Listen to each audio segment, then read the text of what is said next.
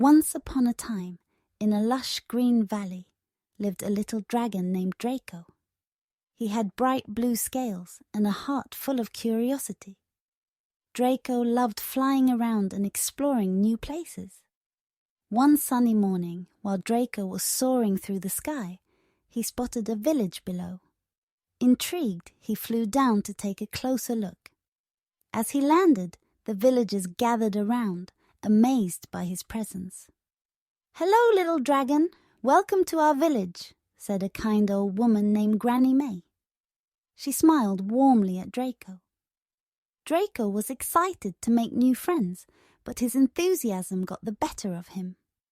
He accidentally knocked over a market stall with his tail, sending fruits and vegetables rolling everywhere. The villagers gasped and frowned.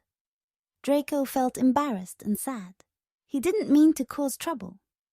Granny May walked over to him, her eyes twinkling. "Don't worry, Draco," she said gently. "Mistakes happen, but what matters is how you fix them." With Granny May's help, Draco gathered the scattered produce and helped the villagers set up the market stall again. He apologized for his clumsiness and promised to be more careful. The villagers were surprised by Draco's honesty and willingness to make amends.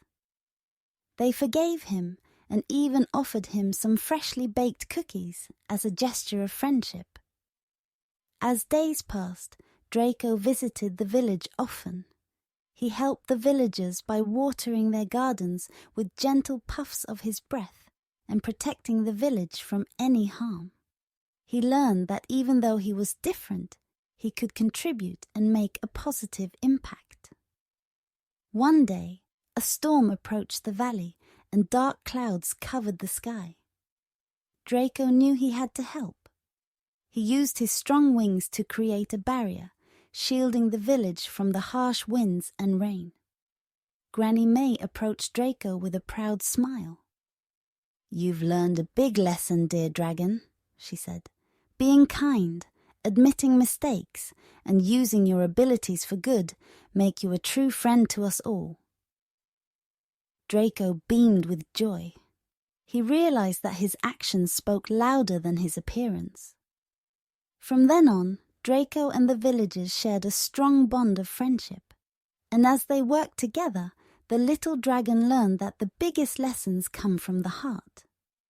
And so, in that green valley, a little dragon named Draco taught everyone that even the smallest among us can learn and grow, making the world a better place for everyone.